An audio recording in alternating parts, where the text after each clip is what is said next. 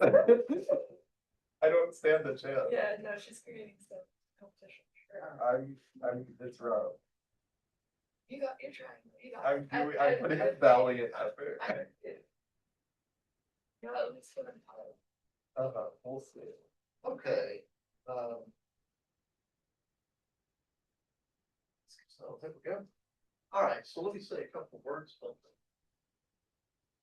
the next homework. There we go. This is, of course, due after spring break. On the day of the calculus challenge, as it turns out. Suppose F1 and F2 are fields contained in some larger field L, and both containing the field K. We'll also assume that these are finite extensions. So the degree of F1 over K and the degree of F2 over K are both finite numbers.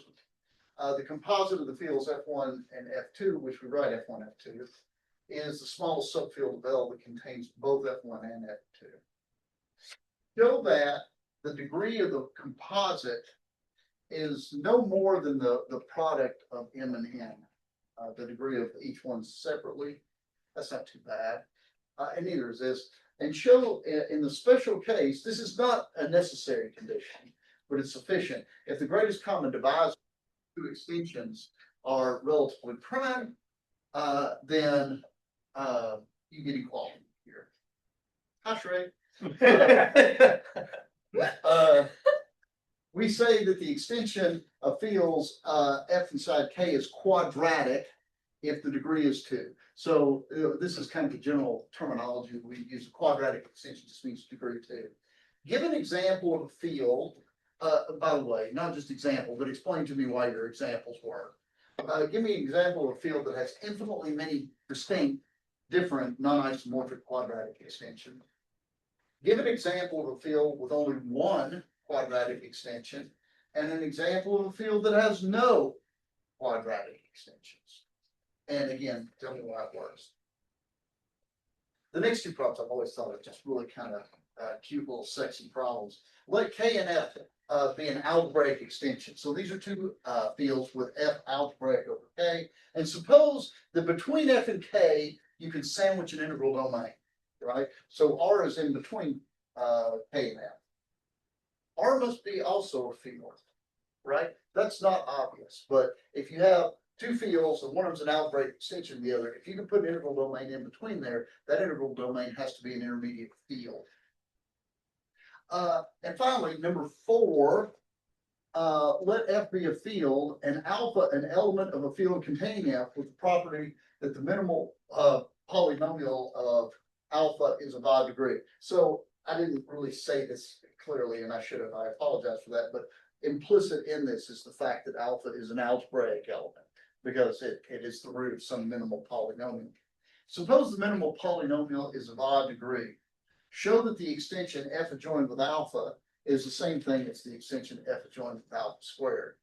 Notice that the containment, this lives inside this, is always true. The interesting thing that has to come from the fact it's odd degree is the fact this is contained in this. Okay, any questions? All righty. Fix this. There we go.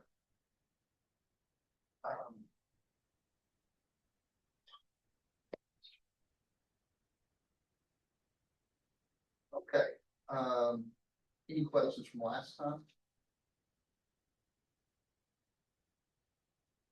Dr. Gordon, Yes. larger, so like a field extension is like we can consider it as a vector space over the smaller field, right? Yes. But that doesn't mean it is a vector space over the small field. Well, certainly it is.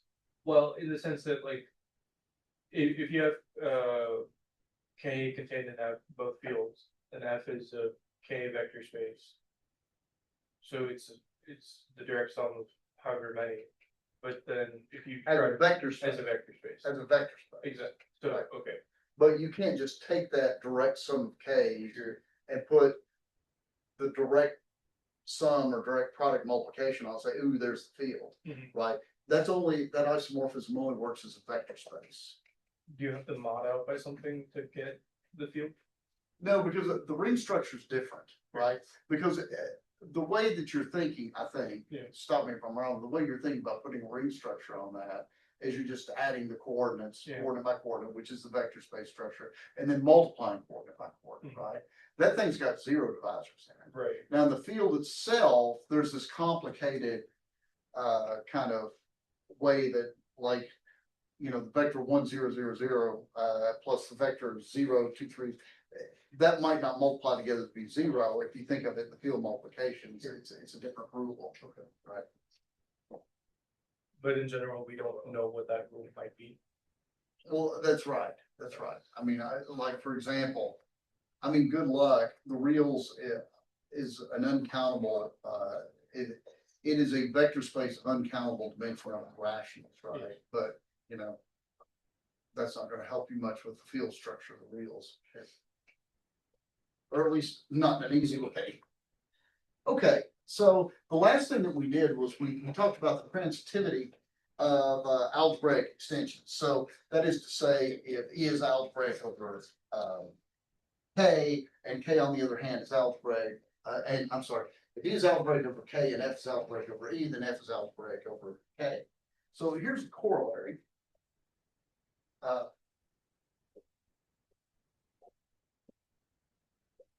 14.114.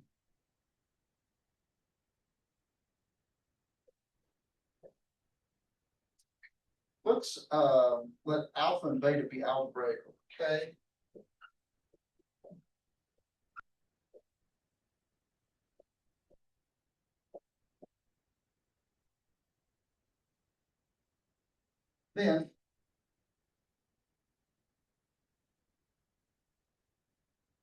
Then so are alpha beta, alpha plus or minus beta, and alpha over beta. For the last one, beta is not 0.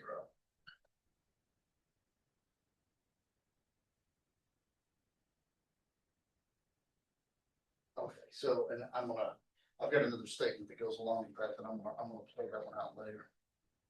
Are algebraic elements over a field always elements from like an extent or from a bigger field? Yeah, so that's implicit when I put this in. Yeah, Okay. alpha and beta are elements from some field that. So they have to be related. It can't just be like some random ring or like any like random. Yes, it because has the algebraic stuff forces them to be related in that regard.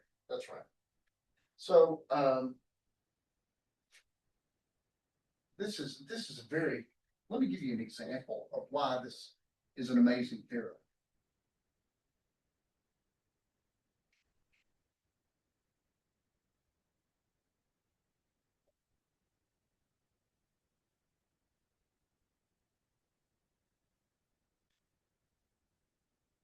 So,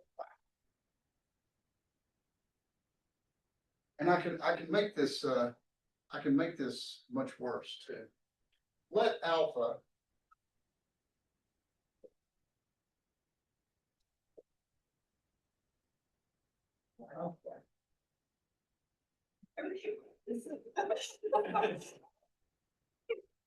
Good heavens. I mean, did you just log off on the way over? Wow. Why didn't you say hi? Oh, did I encourage you to be here by saying hi? Yeah, I just hopped in the car real quick. I think we can both agree that alpha and beta are algebraic elements over Q, right? And in fact, they're roots of these two polynomials, right?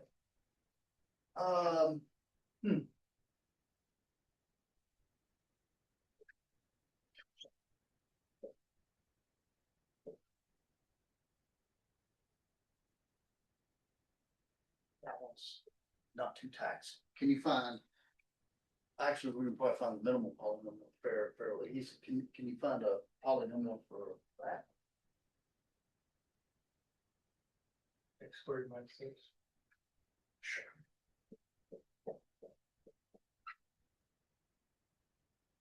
But notice this element here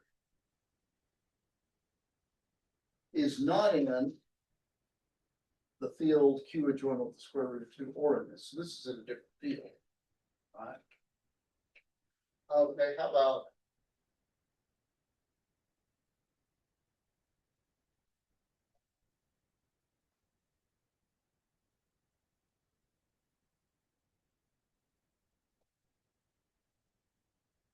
all right, how about that? Oh, I'm good, thank you. Ooh, that was a little trickier, isn't it? Anybody? Okay. So this 5 plus 5 is 6.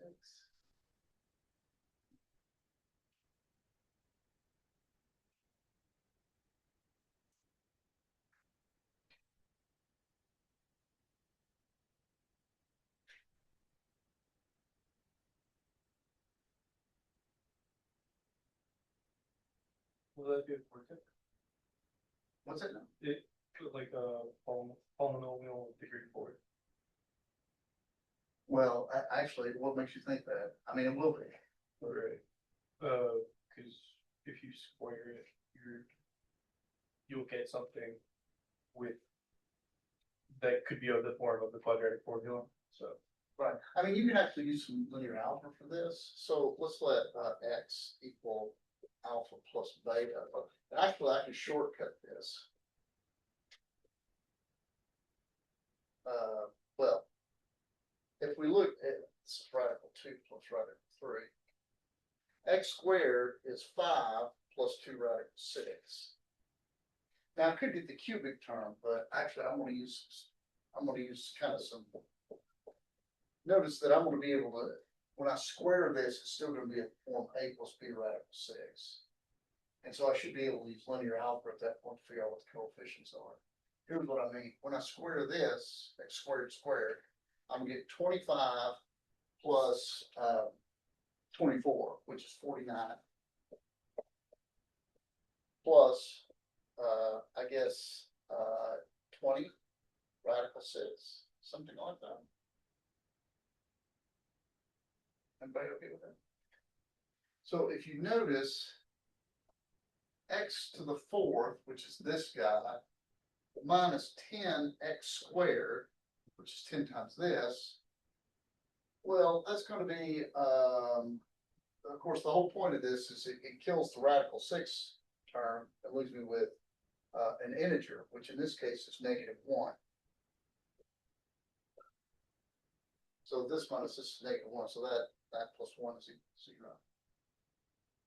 How'd you get x squared again? Like the 5 plus 2 Oh, squared? just by squaring this. Oh, okay.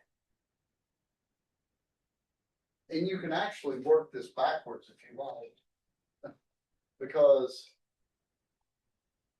if you let u equal x squared, this becomes u squared minus 10u plus 1, which is,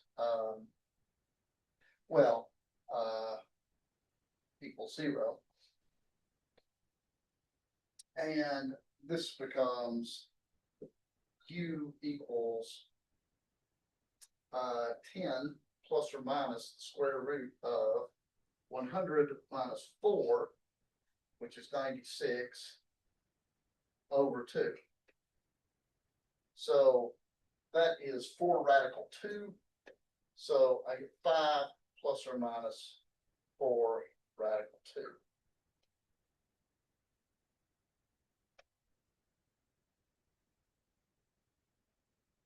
Everybody agree with that?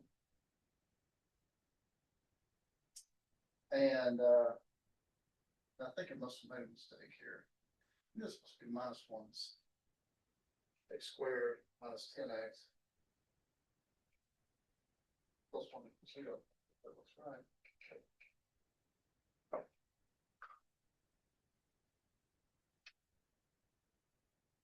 U squared minus 10u plus 1, so that's going to be 10 plus or minus 100 minus 4, 96, 2. 5 plus or minus 2. Oh, that's 2. And when you take the square root of that. Right, and actually, I'm not doing anything right today because that's 16 times 6. There we go. There we go. All better now. And so actually, the roots you get, notice that 2 radical 6 is 2 radical 6 is smaller than 5, right? Everybody agree with that? And so these are you get 4 roots. You get x is plus or minus 2 radical 6. And one of those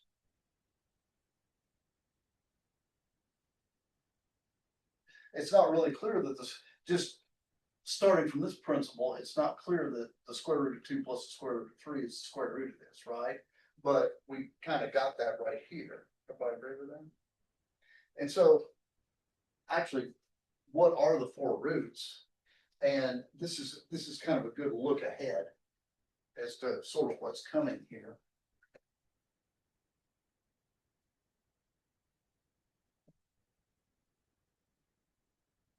The 4 roots are, so it should actually factor this. Radical 2 plus radical 3.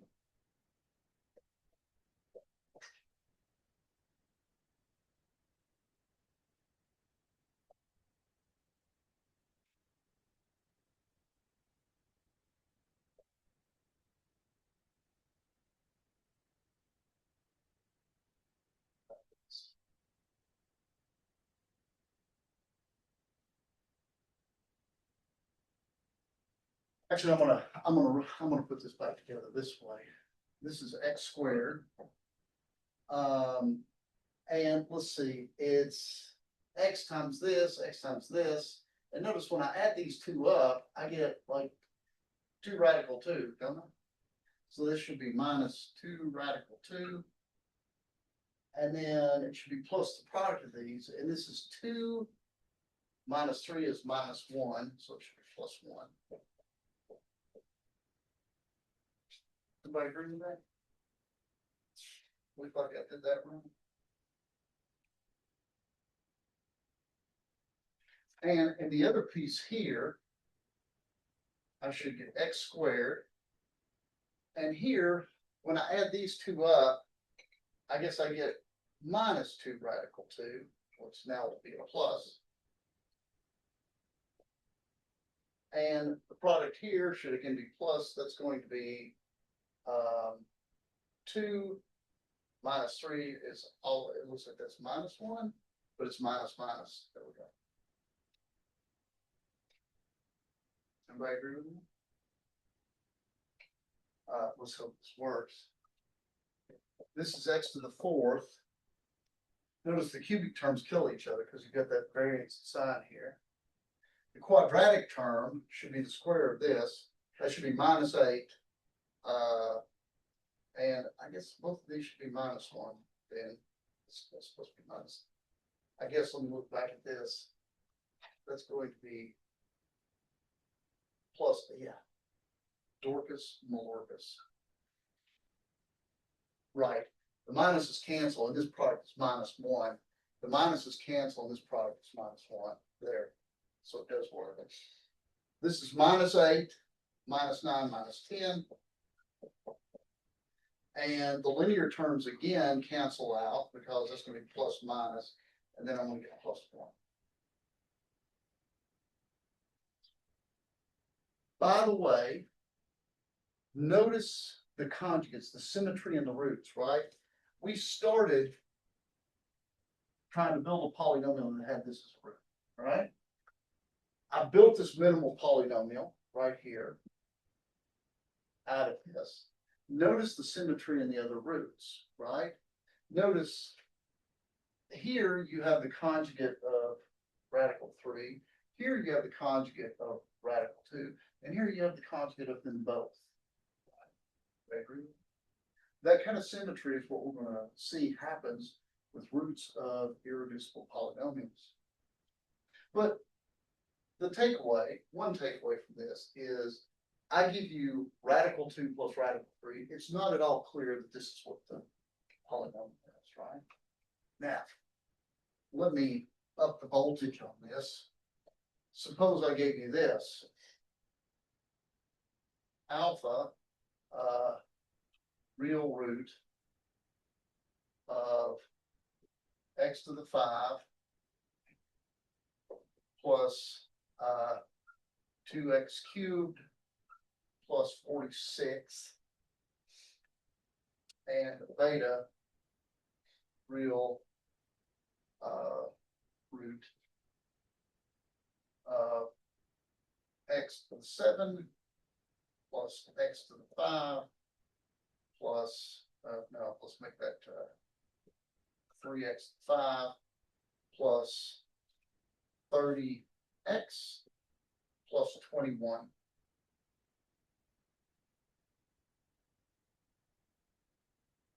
By the way, just for giggles, notice the derivative of this is all positive terms and even powers, right?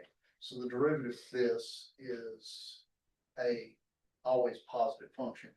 In particular, this function is always increasing. Same with the derivative of this. That's why I built these polynomials this way. So this is always increasing as well. Both of these have a unique real root, right? Just for the sake of well-definedness. And both of these are irreducible. Anybody tell me why?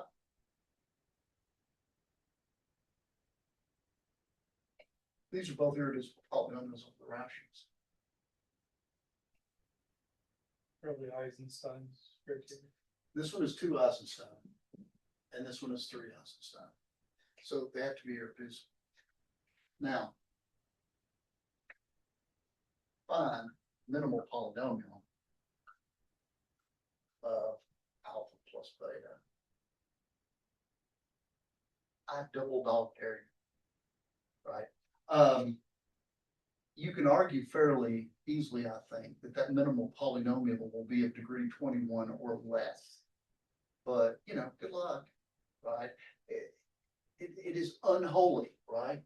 And this actually shows the magic of this theorem, because what this says is, hey, alpha and beta are algebraic, just like these two. They've got some minimal polynomial over the field. Then so are their products. Again, this same technique that we used last time is going to show that the polynomial exists, even though I'm not going to reveal what it is, because in general, that's a hard problem. But I'm working on it. Proof.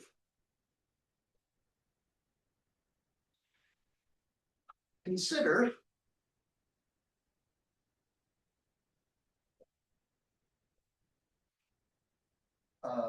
let's see, what for K. K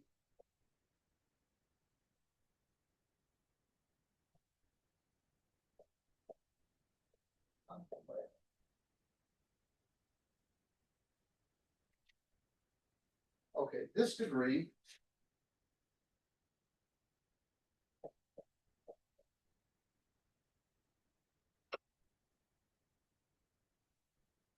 is less than infinity because alpha is assumed to be algebraic.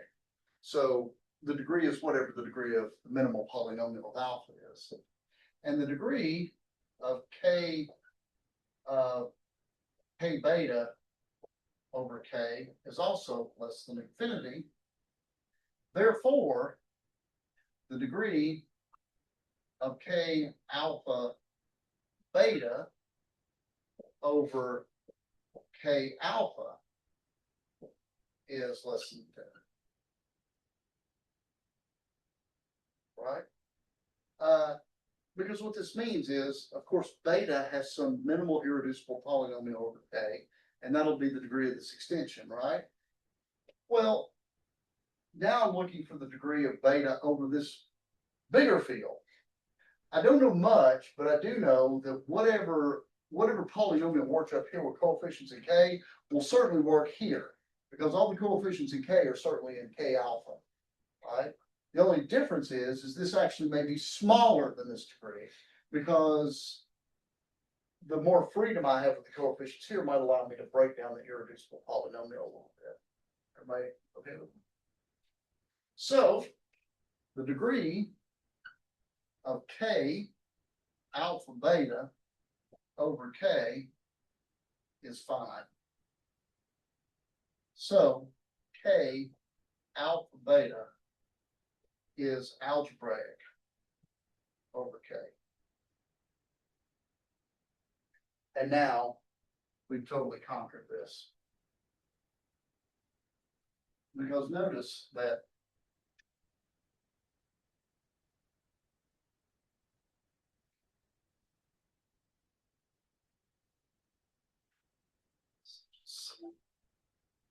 so notice that alpha beta, alpha plus beta, and alpha over beta, if beta is not zero, are all in K alpha. So alpha. And there you go. That is absolutely one. Yes. I was gonna ask about, like, what if you have a square root of, let's say, square root of alpha squared plus beta squared? Yeah. Would that also be in K alpha beta or no? Oh, the square root, not necessarily. Okay. Right. But again, it is algebraic Right. because the field K adjoined with alpha squared plus beta squared is still finite over K. And then really what you're doing is you're adjoining the square root of that. So you might get lucky, and it might be the case that alpha squared plus beta squared is already a square in this field. Sure. So it is possible that it's in there, but I wouldn't bet on it. Yes. What's the difference between the K alpha adjoined beta versus like K alpha beta? No, right. This is a notational sort of thing, right? Okay. So in particular,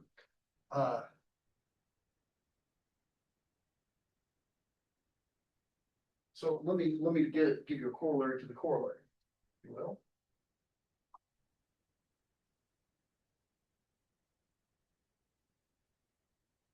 So I'm gonna do this as an unnumbered corollary.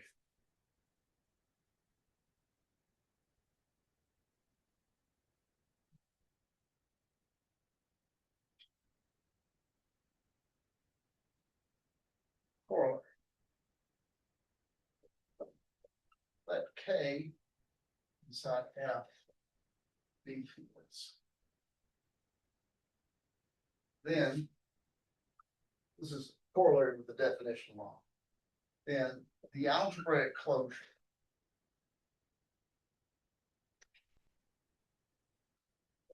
of K in F,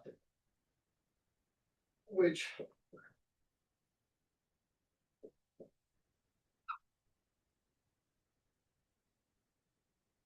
I'll denote by this. This is the set of every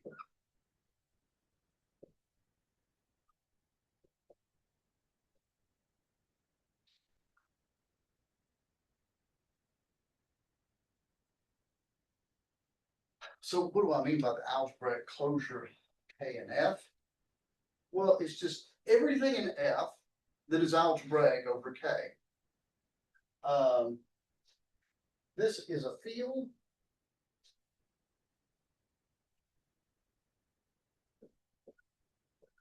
A subfield of F contained in K.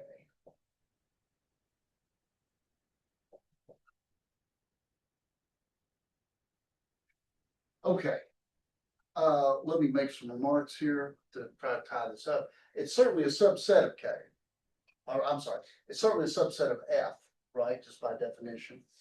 Why is it a field? Because of the previous corollary. Because if you take two elements that are algebraic, their sum, their product, the quotients, these are all algebraic elements. So this is closed under multiplication, addition, and multiplicative inverses. Right. So it is a subfield of F, and it contains K, because everything in K is algebraic over K. Just by the simple, take K and K, its minimal polynomial is X minus K.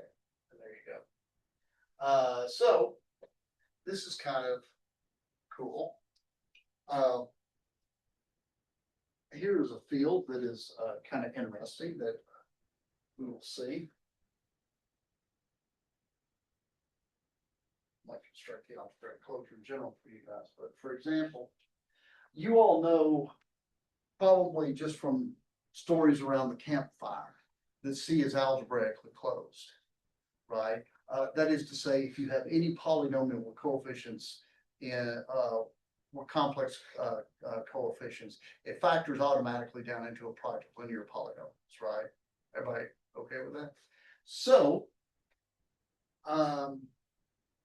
if you look at the algebraic closure of Q in the complex numbers, this is the set of Z and C, such that Z is algebraic over Q. This is a subfield of the complex numbers. It contains rational numbers, and what it consists of, this is actually one version of an algebraic closure of Q. Notice this field is actually much smaller than the complex numbers. It is countable, in fact, it's countable just like the rationals, but in some sense so it contains every possible root to every possible polynomial with rational coefficients, right? But it's much smaller than C. Okay, any questions on that? Dr. Purna? But this isn't the same as the, well, not the Gaussian integers, but like this wouldn't be the same as, Q adjoin I. Or the, Oh, no. This is much bigger than Q adjoined I. okay, Because, for example, Q adjoined I didn't have even the square root of 2. exactly. Okay, so here we're going to start with, we're going to start getting rolling in this cool stuff. Fundamental theorem of Galois. It seems kind of funny that I titled this because I haven't even told you what a Galois is, right? I think the fundamental theorem, 14 quiz. Some serious regression up there. Fundamental theorem. Okay. I haven't decided yet how deep I'm going to go into the proof. It's in the notes. I mean, I do all the weeds in the notes, but we'll at least outline why this is true. So, what is this? This is a fundamental. In my view, this is a fundamental mathematical achievement because this shows a connection between automorphisms of a field and roots of polynomials if the field is algebraic. And it actually kind of has its genesis in some fairly small observations.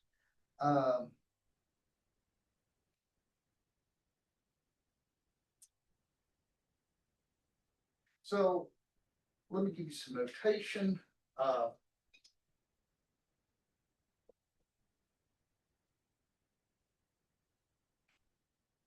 If E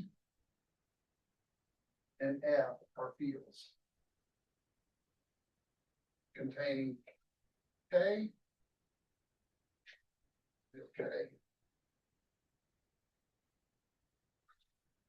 then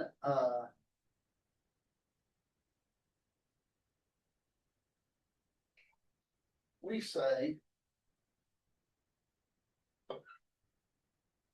sigma from E to F is a K homomorphism if sigma is a field homomorphism. And remember, our field homomorphisms are always assumed, will always be 1-to-1 because we're going to rule out the zero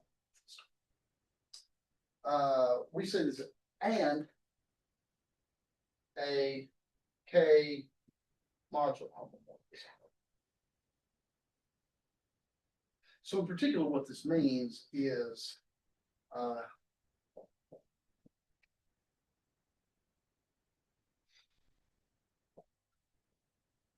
in particular, what this means is sigma k is equal to k for all k. So when I say it's a K homomorphism, it's a field homomorphism that fixes K, right? That is, sigma of K is always equal to K.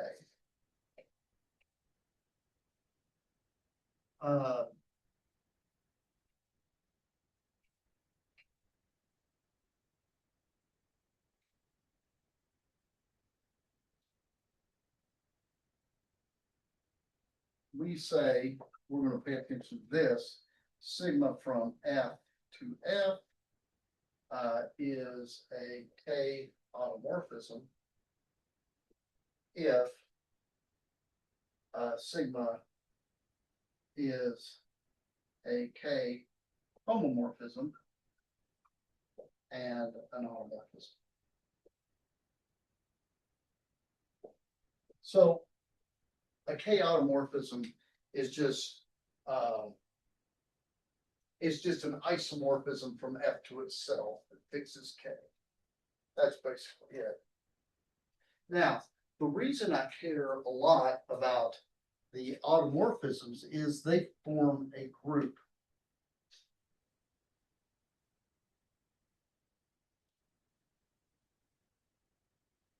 The set of automorphisms.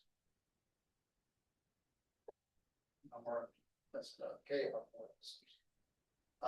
From F to F forms a group.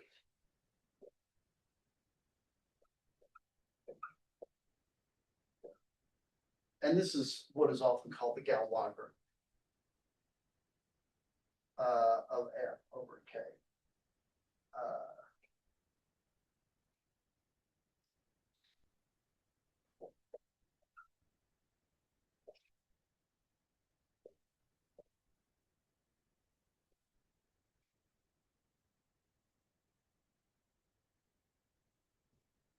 And this is sometimes written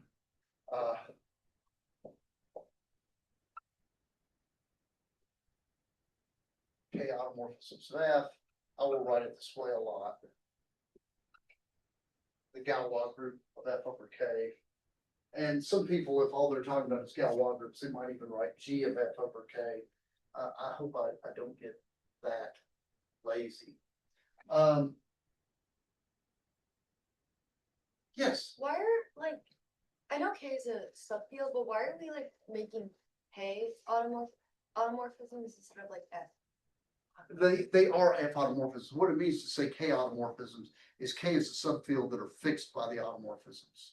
Oh, So everything in K is left alone, okay. right? But the F got, in fact, this is a good time for an example. So here's an example.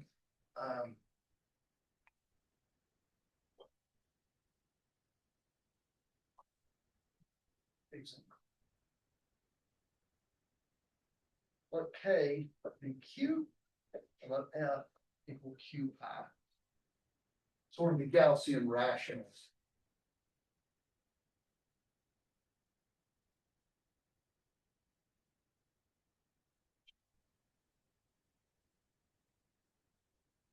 Now,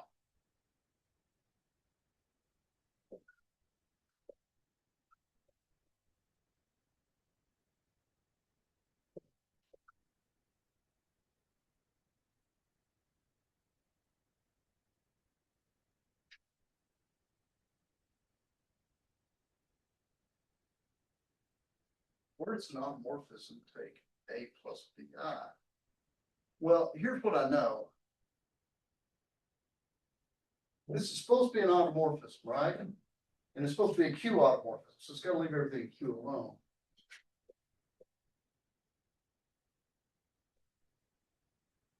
So that's what's got to happen. So this simplifies this question. Okay, where can an automorphism take I? Any ideas? Any like it can't be on just well, it could be on the imaginary line, but it can't be on the real. Anything? Any non-zero, well, yeah, any non-zero on the real. Let me, suppose. Here's an important, so let's take a time out from this example. Let me give you a supporting dilemma here. And this is very important. This will govern a lot of things. So let's throw this out. Lemma.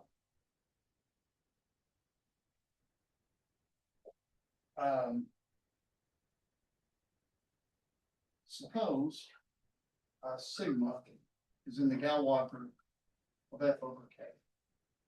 Okay, let's get used to the language. There's nothing, all I'm saying is sigma is an automorphism of f. And it fixes k. Suppose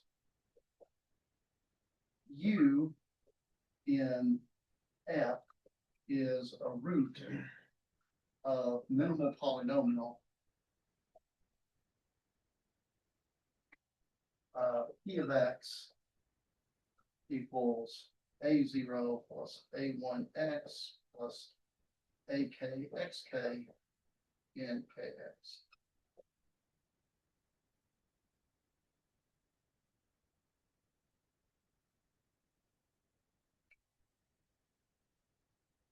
So this is the minimal polynomial for u, right, with coefficients in k. This is an incredibly important observation. If sigma is an automorphism of this field and u is a root of this polynomial, then sigma u has to be another root of polynomial. And I'll prove that.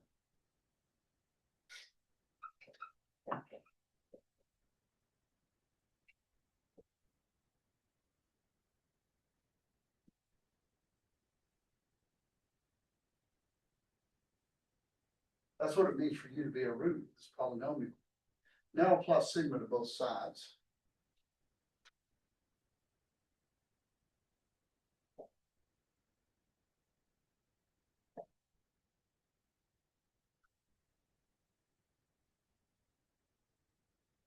And of course, sigma applied to 0 is 0, right? Because this is an automorphism. Now, look at what happens here. The first thing I know is sigma is a k automorphism, so it leaves all these a's alone. So I get ak sigma u, sigma uk plus ak minus 1, sigma uk minus 1, plus a1 sigma u plus a0 equals 0. But now observe that sigma is an automorphism.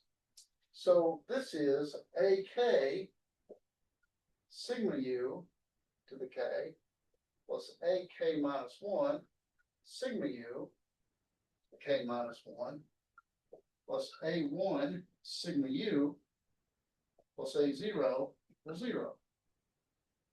So sigma u is also a root of p of x. That is fantastic, because I don't know much, but I know that this greatly is going to cut down on the number of automorphisms that are even possible, because that p of x is a degree k. There's only k roots. So once I tell that root where to go, that kind of helps lock up what the automorphisms are. So let's go back to this. So where can I go?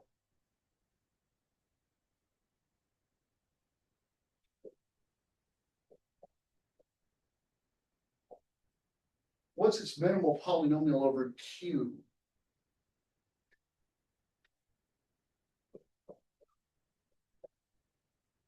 That's its minimal polynomial. There are two roots of this, I and negative I, and that's it. So this is equal to either A plus BI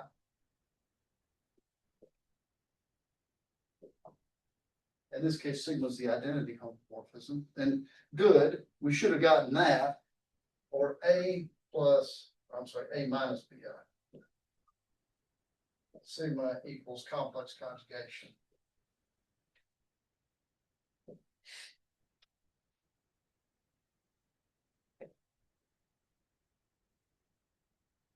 Notice that the product, notice the minimal polynomial, if b is not zero, the minimal polynomial for this is something like a squared, I'm sorry, is something like x squared minus 2ax plus the constant a squared plus b squared, which is a rational number.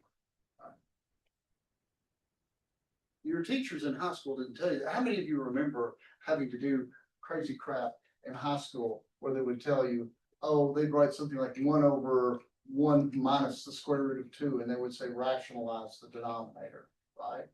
And what you do, you multiply by the freaking conjugate, right? It's because of Galois theory. They probably didn't tell you that then, but that's essentially what's happening. Because when you take the two elements that are the two different roots and multiply them together, you have to get basically back into the rational numbers, which is why that works. So there are only two automorphisms possible, right? I have to take I to either itself, and if I take I to itself, that freezes it at the identity. Or I have to take I to negative I, which is complex conjugation. You're both comfortable with the fact that both identity and complex conjugation are automorphisms. Is that okay? So what's the Galois group here? What's the group structure? It's C2. Because when you compose complex conjugation with itself, you get the identity, right? So Galois group of Qi over Q is isomorphic C2. And in fact, if you have any proper quadratic extension of the rational numbers, the Galois group is always C2.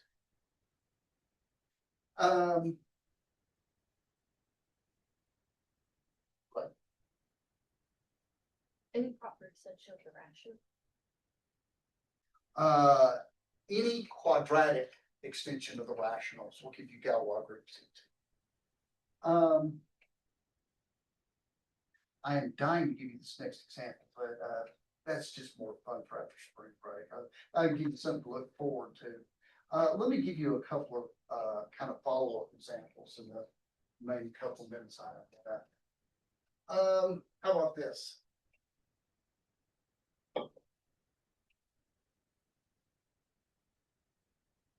Here's a couple final examples.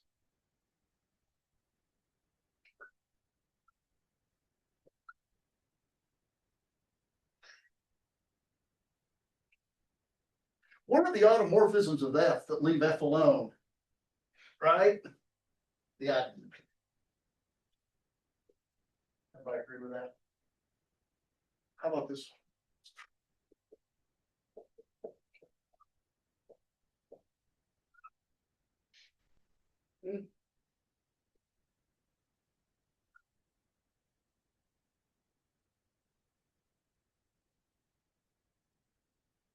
Anybody want to guess what this one is? The Galois group of the cube root of 2. So this is the smallest field that contains Q and the cube root of 2, and the cube root of 2's minimal polynomial is that. Everybody agree with that? Anybody want to take a stab at what the Galois group of that cube root of 2 over 2 is? C3? That's actually a reasonable guess, but it didn't quite work here. Is it S3? What's that? S3?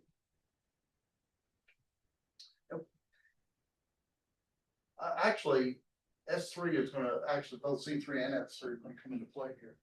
But Galois group here is one.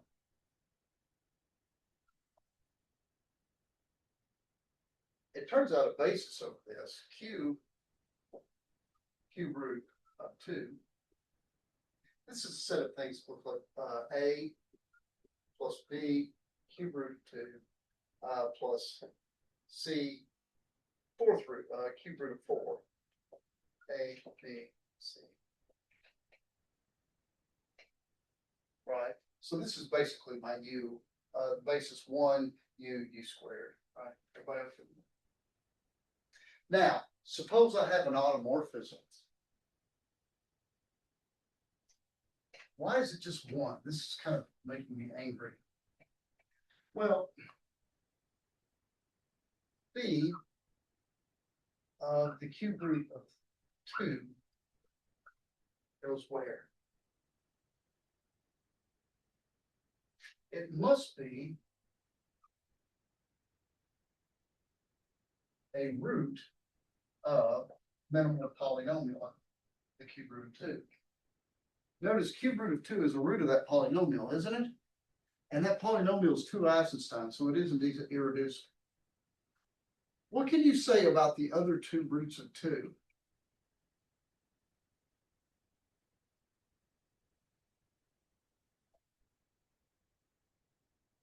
Complex conjugates. That's right. The other 2 cube roots of 2 are actually complex conjugates. They're not even real. Everybody agree with that? So you would have to send this to either itself, or you would have to send it to a complex number. Is there that's not real? Everything in that field is real. Agreed? So you can't send this, if it's an automorphism, you can't send this to one of the other roots because it's outside that field. Everybody agree with that? So your only choice is to send this to the cube root of 2. That's your only choice because the other 2 roots are outside of this field. And if you send the cube root of 2 to itself, then you send this to itself and you've frozen everything. So the only automorphism of that fixes the base is 1. Everybody okay with that? All right, that's enough for today. I hope you all have a great spring break, some relaxing and enjoyment. If you really want to get your break started off in the most fun way possible, I'm doing a math club talk today about sets. Other than that, I'll see you guys